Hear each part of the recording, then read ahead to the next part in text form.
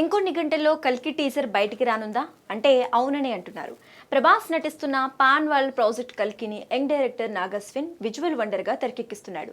దాదాపు 500 కోట్ల బడ్జెట్ తో వైజయంతి బ్యానర్ భారీ ఎత్తున నిర్మిస్తోంది.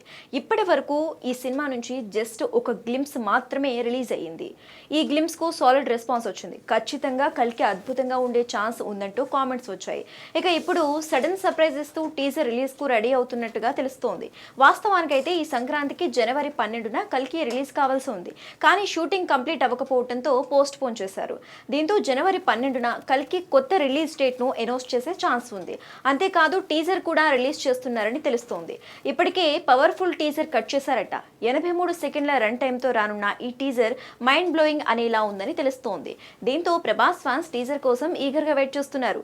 సోషల్ మీడియాలో రచ్చ చేస్తున్నారు. ఈ సినిమాను మే 9న రిలీజ్ చేస్తున్నట్టుగా టాక్ నడుస్తోంది.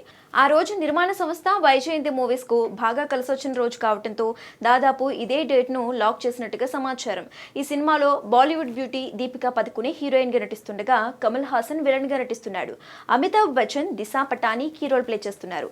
సలార్ తర్వాత ప్రభాస్ నుంచి వస్తున్న సినిమా కావడంతో కల్కిపై అంచనాలు భారీగా ఉన్నాయి. మరి కల్కి టీజర్ ఇంకెలాంటి హైప్ క్రియేట్ చేస్తుందో చూడాలి.